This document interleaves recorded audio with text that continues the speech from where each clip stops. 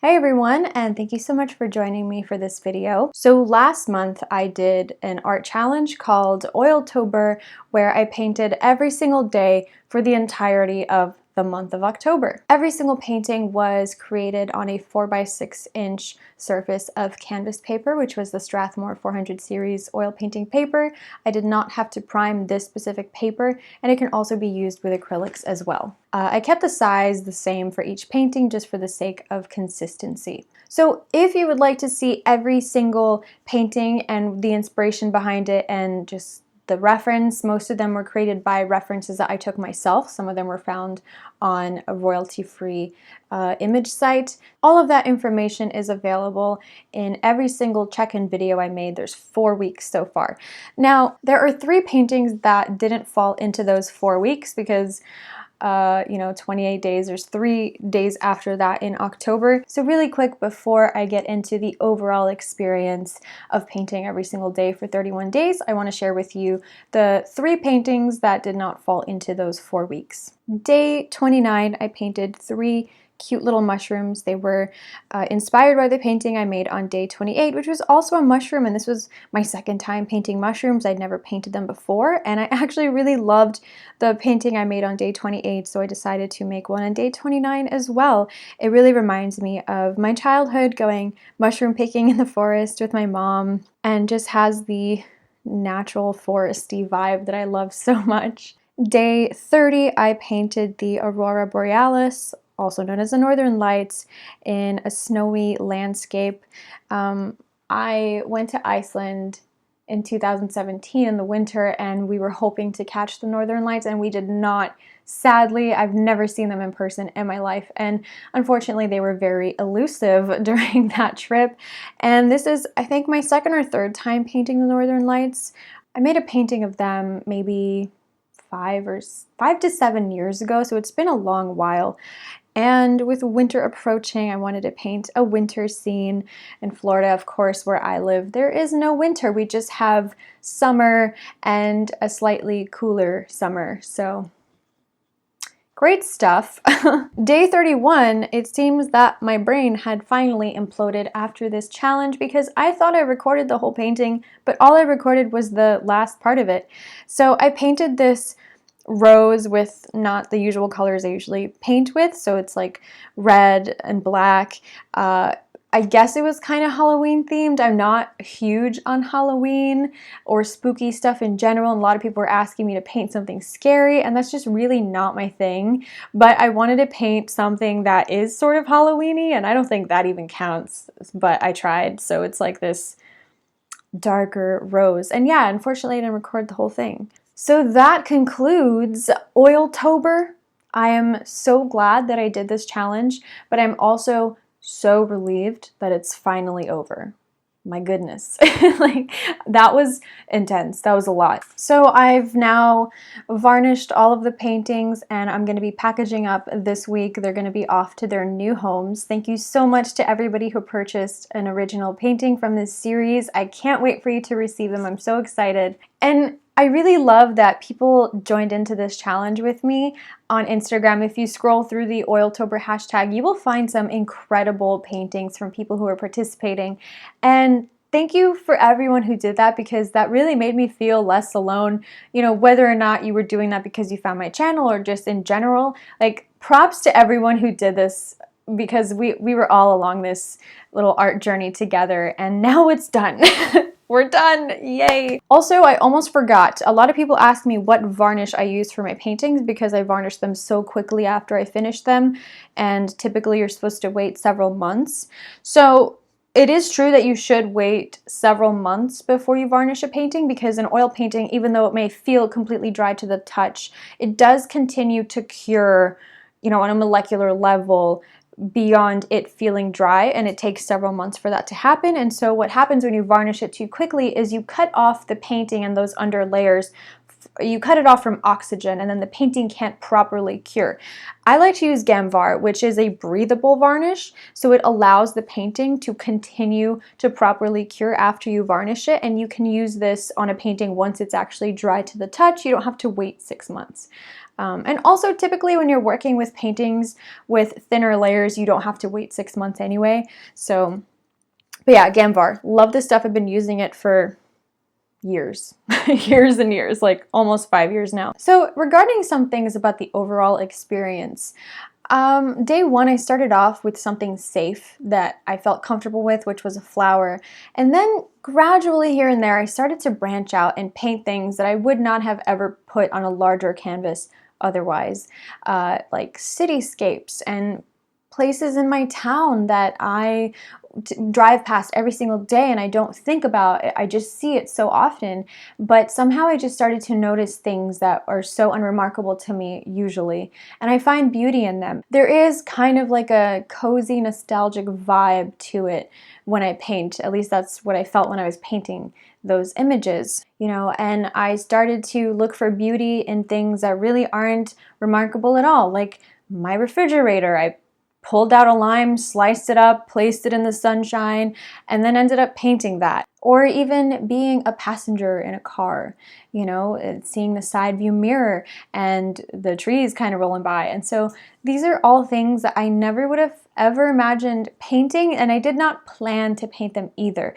All of these paintings were, for the most part, decided on that day. A lot of people were asking if I had any sort of prompt list, if I was following anything like that, and I wasn't. I guess that's a thing that happens with Inktober. Artists make prompt lists and then follow them. I didn't do that. I didn't even know that was a thing.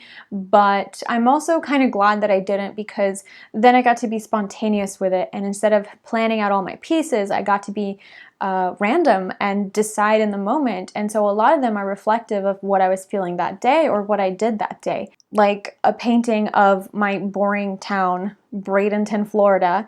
It was like the downtown area. I got that reference that day after getting breakfast with my husband. Some of these paintings were genuinely like a little visual diary. Like I painted my morning coffee one day. I was actually using a video as a reference, and I was hoping to get a cool shot of me pouring the creamer into the coffee, but I didn't like any of those clips, so I just painted the coffee without anything in it. Or like a sunrise that I saw the morning I was taking my husband to the airport on the Howard Franklin Bridge heading towards Tampa Airport. I never painted a sunrise before. I didn't expect to paint a sunrise that day, but it was something that happened that day that somehow stood out to me, and I can't fully explain why. It's just you feel something and you act on it, and I think that is something I've become a little bit more in tune with thanks to this challenge.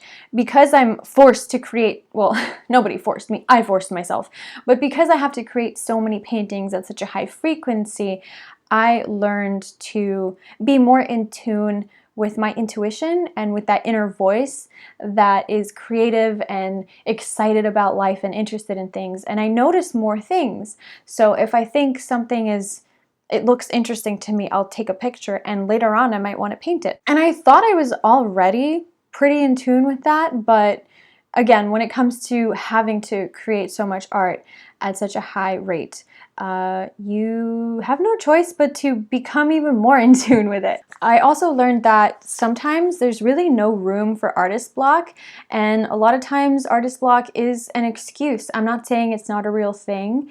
There's many different kinds of art out there and many different methods of creating it, but for me personally, many times when I've had artist block, I was really just fearing something. I was fearing the unknown, whether it was fearing making a crappy painting, fearing the beginning early process, fearing the blank canvas. It was just fear. And like when you make art full time, there really is not a whole lot of room for artist block, because that's what your income relies on. And so you just have to show up and do the work and learn to tap into and replenish those inner creative resources that you can draw upon to use for your art.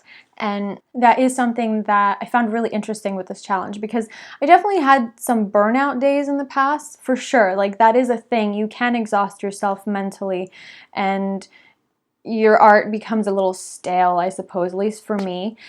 Did I just tap my microphone? As far as this challenge goes, yeah, there were days where I really didn't feel like painting, and I had a lot going on that day, and I was tired, but I just showed up and did the work anyway because I made a public commitment.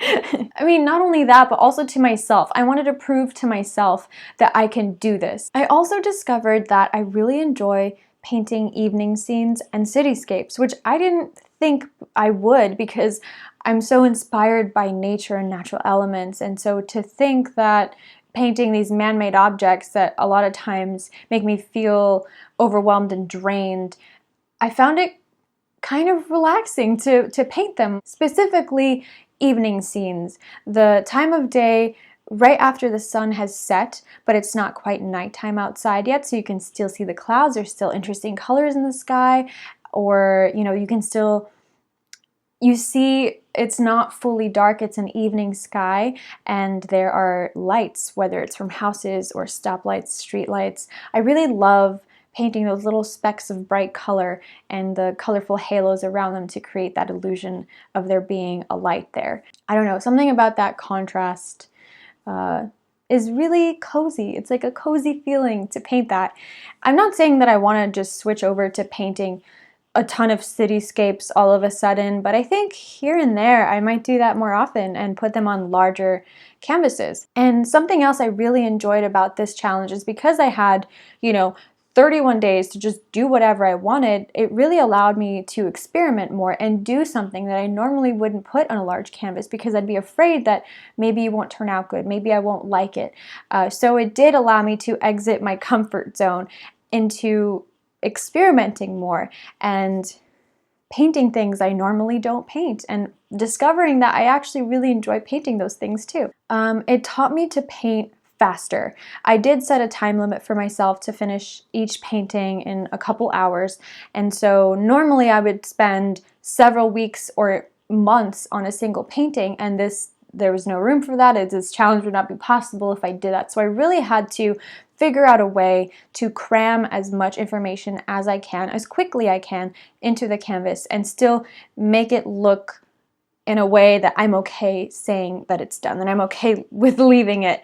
And I have to admit, a lot of those paintings, I wish I could push further and spend like 3 more weeks on each painting and really make it perfect and like photographic. But that's kind of not the point of this challenge for me. I really wanted to be more painterly, more free with my brush strokes and just kind of let go and have fun. So yeah, I'm really hoping that having painted so many pieces so quickly will also allow me to use that knowledge and experience and apply it to my larger work so that I don't get so stuck on bigger paintings. Sometimes, according to the response I got on social media, people don't always want something that looks like a photograph, that looks super detailed and precise and perfect.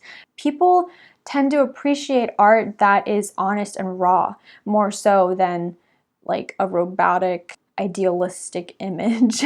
So this was a very interesting challenge for me. And again, I'm so glad I did it, but I am so relieved that it's over because now I can move on and continue with my other pieces and take the knowledge that I have now and apply it to my future work. So thank you all so much for joining me along this art adventure of Oiltober. I know the uploads have slowed down a little bit. I had to take a little break from social media and just to recuperate because I had some other stuff going on, and so just to kind of catch up with things. But I'm back now and I'm really excited to make more art.